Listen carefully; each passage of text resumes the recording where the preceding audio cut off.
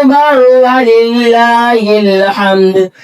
سورة البقرة مدنية. بسم الله الرحمن الرحيم. ألف لام ميم.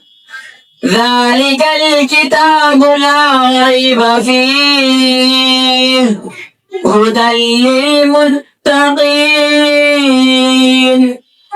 الذين يؤمنون بالغيب ويقيمون الصلاة ومما رزقناهم ينفقون والذين يؤمنون بما أنزل إليك وما أنزل من قبلك وبالآخرة هم يوقنون أولئك على هدى من ربهم وأولئك هم المفلحون.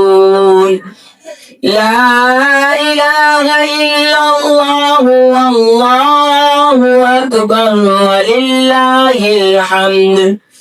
اللهم آنس وحشتي في قبري. اللهم ارحمني بالقرآن العظيم واجعله لي إماما ونورا وهدى ورحمة.